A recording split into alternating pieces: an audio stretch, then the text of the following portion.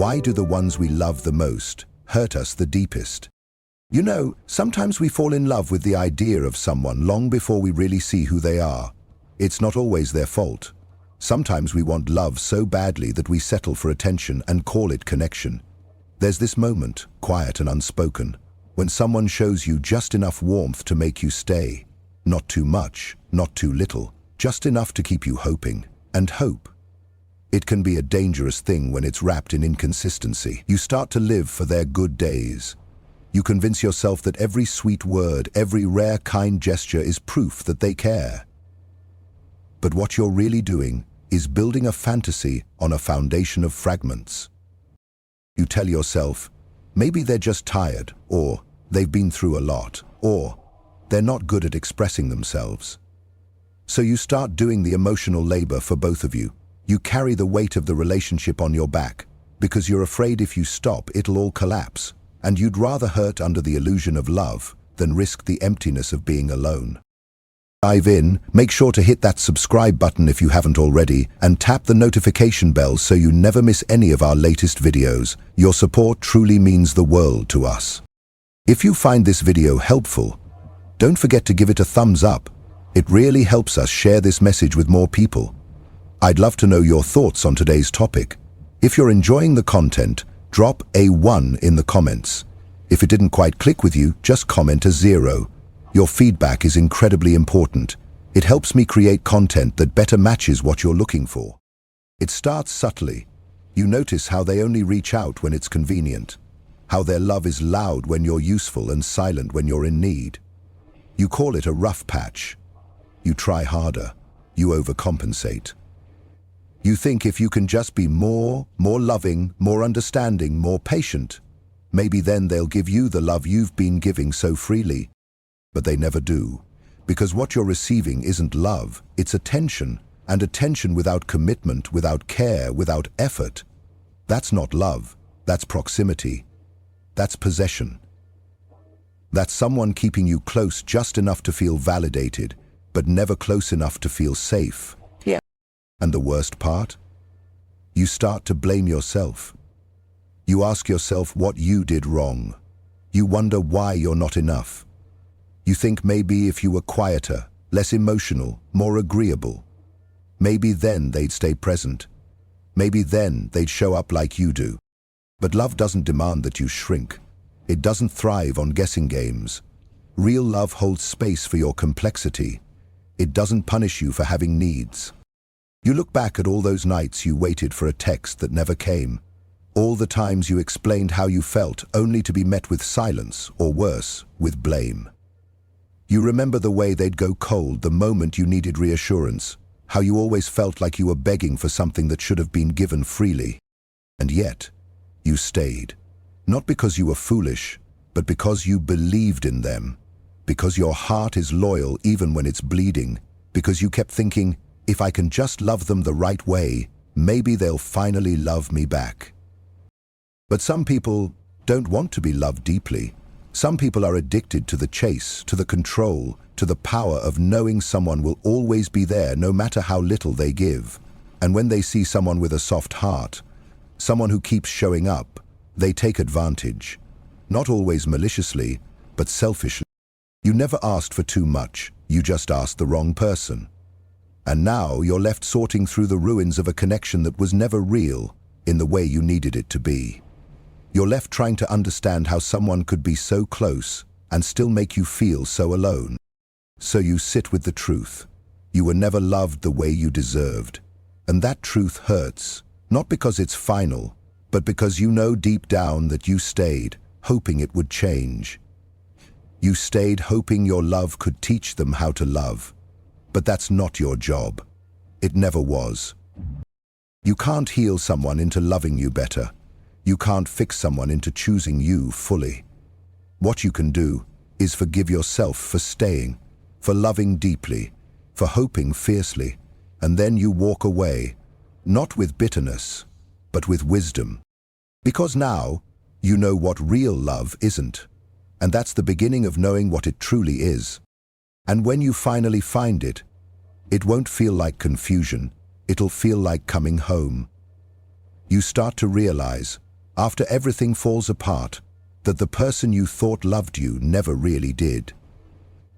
They didn't love you in the way you deserved, but they might have loved the version of you they could control, the one who bent to their whims, who molded themselves around their moods, who danced to the tune they played, however out of rhythm it felt.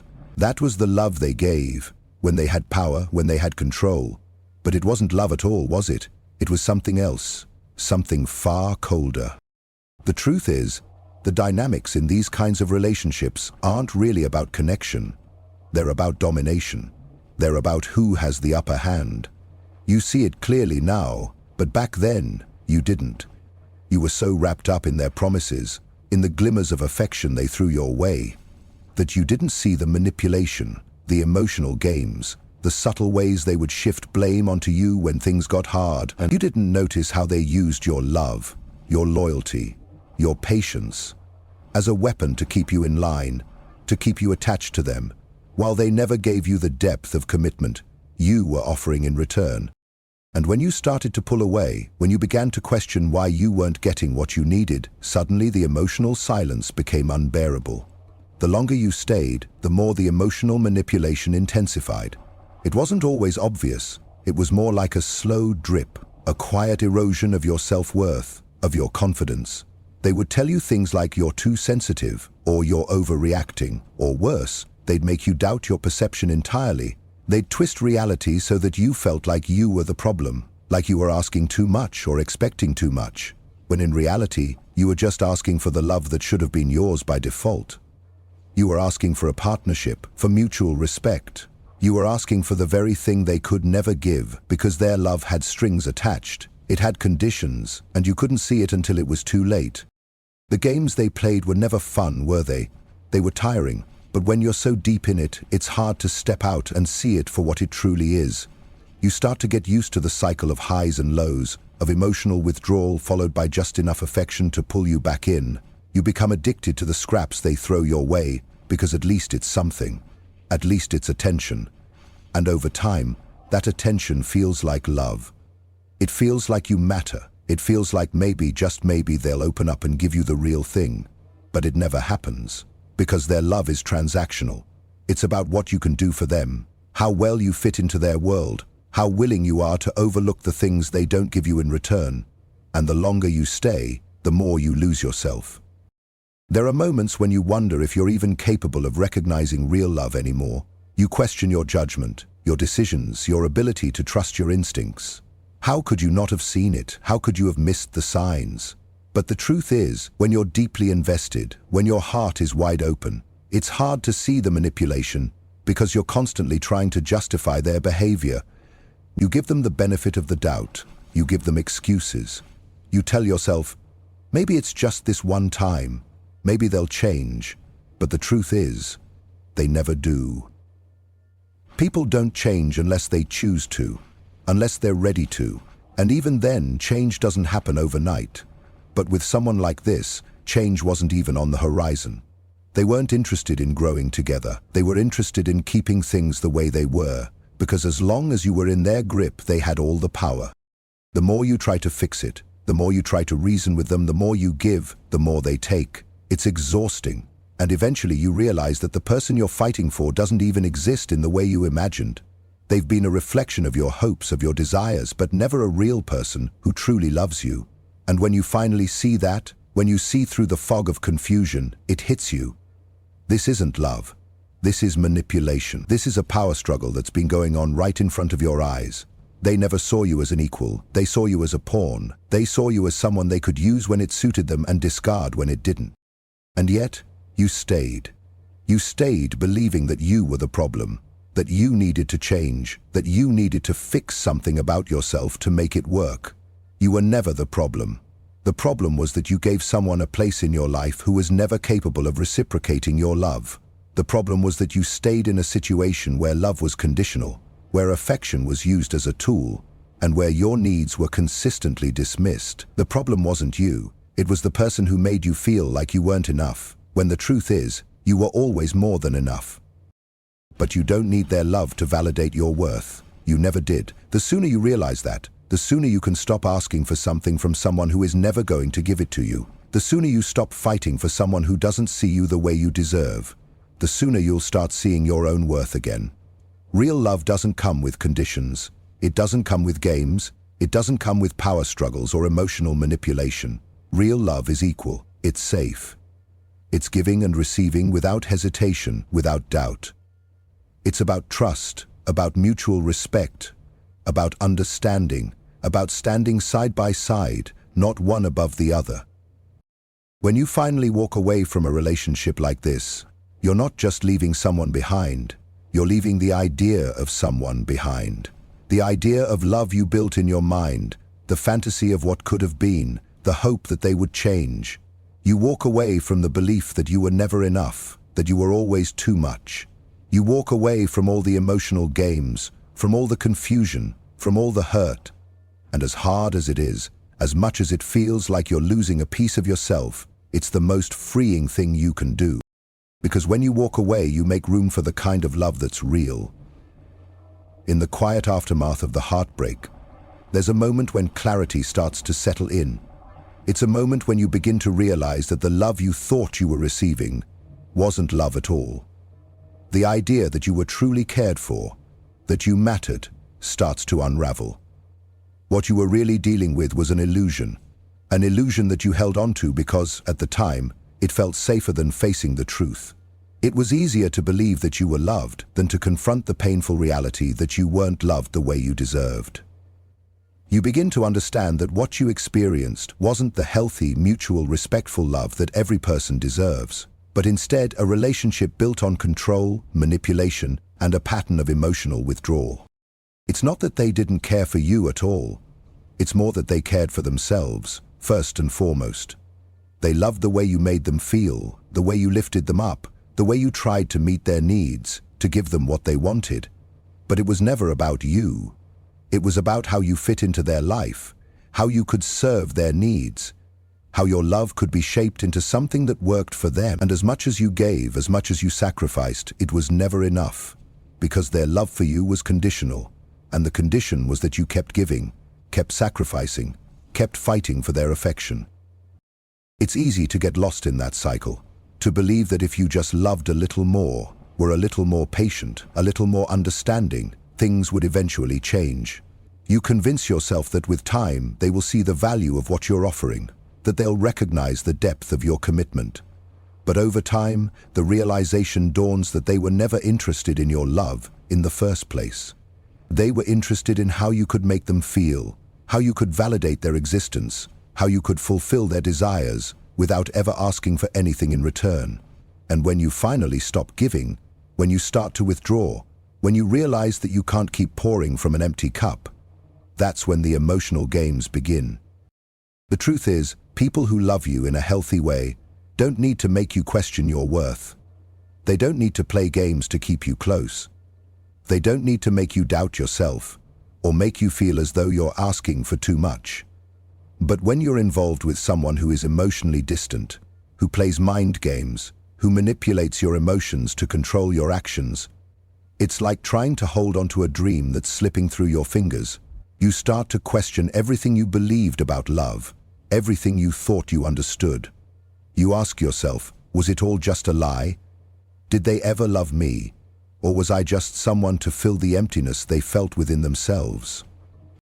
This kind of emotional withdrawal is not just a phase, it's a pattern, a cycle that repeats over and over again. One moment they're close, affectionate and present. The next they pull away, leaving you wondering what went wrong. You spend days, weeks or even months trying to figure out where you went wrong, trying to decode their behavior, trying to make sense of the distance between you. But it's not about you, it's about them. It's about their inability to connect in a healthy way, their fear of vulnerability, their need for control. And the more you chase them, the more you try to fix the situation, the more you try to fill the emotional void they've created, the more you lose yourself in the process. You don't see it at first. In fact, when you're deeply in love with someone, you don't even realize that you're being manipulated. You don't realize that your love is being used as a tool to keep them comfortable, to keep them in control, to keep you in a state of emotional dependence. You think that if you just give a little more, if you just show a little more patience, if you just prove your loyalty, everything will fall into place. But the truth is, they're not interested in giving you the love you deserve. They're interested in keeping you in a place where they have the upper hand. They don't love you the way you need them to. They love you only as long as it suits them. And as time passes, the manipulation becomes clearer. The small red flags you ignored at first, the subtle ways they pull away when you need them the most, the way they seem distant when you try to get closer, the way they deflect when you express your feelings, suddenly become impossible to ignore. The emotional silence they leave behind is deafening, and in that silence, you start to hear the truth. The truth that they never really cared about your needs. The truth that they were never fully present in the relationship. The truth that they used your love to make themselves feel better, to feel validated, but never gave you the same in return. When you come to this realization, it's like waking up from a deep sleep. The fog lifts, and you finally see things clearly. You see that you weren't asking for too much. You were asking for what every person deserves: love, respect, commitment. You were asking for a partner who would meet you halfway, who would be there when you needed them, who would support you, who would fight for you in the same way you fought for them. And when you look back on all the moments when they pulled away, when they withdrew emotionally, you realize that you were never truly loved the way you deserved. You were loved conditionally, loved only when it was convenient for them, loved only when it suited their needs. This kind of realization is painful. It's hard to admit that you were never truly seen, never truly valued, never truly loved the way you deserved. But it's also freeing, because once you see the truth, once you understand that this person was never capable of giving you the love you needed, you can begin to heal. You can start to rebuild your sense of self-worth, to reconnect with the person you were before this relationship made you doubt yourself. You can begin to move forward, knowing that you deserve more than what you settled for. And you can stop asking for love from someone who was never capable of giving it to you, and start making space for the kind of love that truly nurtures you, that truly respects you, that truly values you for who you are. Real love isn't about games. It isn't about manipulation or emotional withdrawal. It's about showing up for each other, about being present, about building a life together, not apart. And when you finally let go of the illusion of the love you thought you were receiving, you open yourself up to the real thing. There comes a time in the aftermath of heartbreak when you must confront the reality that the relationship wasn't what you thought it. You start to realize that you weren't just let down by the other person, but by the version of them that you believed existed. The person you gave your heart to, the one you trusted, may have never truly shown you who they were. The love you thought you were experiencing was tainted by their emotional distance, their inability to truly connect, and their refusal to meet you halfway. And when you finally recognize this, it can feel like the rug has been pulled out from under you. You're left standing there, holding a piece of what was never real. But the hardest truth to accept is that you allowed yourself to stay in that cycle for far too long. You allowed yourself to be drawn back in time and time again, even when the signs were clear. You ignored the emotional silence, the withdrawal, the manipulation. You tried to fix something that wasn't broken because, deep down, you were terrified of facing the fact that this wasn't love, and that it was never going to be what you deserved. You convinced yourself that if you just loved harder, if you just gave a little more, if you just showed them the depth of your commitment, things would change. But they didn't. And that's when the regret starts to creep in. Regret isn't just about wishing you'd acted differently. It's about wishing you'd known your worth from the start. It's about realizing that you allowed someone else to dictate how much love you should receive, that you allowed their emotional withdrawal to make you feel as though you weren't worthy of attention or care. You let yourself be convinced that you had to fight for their affection, that you had to earn their love. And in doing so, you slowly started to lose sight of who you really were. You forgot that you deserved to be loved freely, without games, without conditions, without emotional withdrawal. When someone pulls away, it isn't just a sign of their feelings changing. It's a sign that they don't respect you enough to communicate honestly, to show up, to be present. And when you continue to give your love, to pour yourself into a relationship that is emotionally one-sided, you're not just hurting yourself, you're undermining your own value. You're teaching the other person that it's okay to take you for granted, You're telling them that you'll always be there, no matter how distant or detached they become. And in the process, you lose your sense of self, your confidence, and your ability to recognize when you're being manipulated. The hardest part of this journey isn't just accepting the loss of the relationship, it's accepting the loss of yourself. You begin to wonder if you were ever enough. You question whether you were the problem, whether you did something wrong, whether you missed the signs, whether you could have done more to make them stay. But the truth is, you were enough all along. You were always worthy of love, of respect, of someone who would meet you halfway. The problem wasn't you, it was the person who couldn't or wouldn't show you that kind of love. They couldn't be vulnerable. They couldn't offer you the security and consistency that a healthy relationship demands. They couldn't give you the emotional support you needed because they were too caught up in their own issues, their own fears, and their own need for control. And yet, you stayed. You stayed because you wanted to believe in the version of them that existed in your mind. You stayed because you were afraid of being alone, afraid of facing the discomfort of letting go, afraid of accepting the reality that this person wasn't going to be who you needed them to be. It's easy to fall into the trap of thinking that love should come with struggles, that relationships should be hard, that you should have to fight for affection. But love, in its purest form, is not supposed to be a constant battle. It's not supposed to feel like you're giving everything and getting nothing in return. True love is about connection, communication, and mutual respect. It's about standing beside each other, not constantly chasing after someone who refuses to meet you halfway. And so you must take a step back and ask yourself, what am I willing to accept? Am I willing to keep sacrificing my own needs for someone who isn't willing to meet me where I am? Am I willing to keep playing the role of the person who always gives, always loves, always sacrifices, while the other person remains emotionally distant, emotionally unavailable, and emotionally manipulative? Because the truth is, the moment you accept less than you deserve, you begin to lose yourself. You begin to forget what it feels like to be loved fully, to be loved in a way that doesn't demand you change or compromise who you are at your core. But here's the most powerful realization of all. The moment you stop accepting less than you deserve is the moment you begin to reclaim your power. It's the moment you realize that you are worthy of love that is consistent, love that is genuine, love that is unconditional. It's the moment you let go of the fear of being alone and embrace the reality that you are enough as you are. You don't need to fight for someone's affection. You don't need to bend yourself out of shape to fit into a mold that isn't meant for you. You deserve someone who will love you in the way you've always wanted to be loved, fully, completely, and with all the respect you deserve. In the end, it's not about the relationship you lost, but about the person you rediscover in the process. The person who remembers their worth. The person who understands that they deserve more than games and emotional manipulation. And when you stand in that truth, when you stand in your own power, you become untouchable.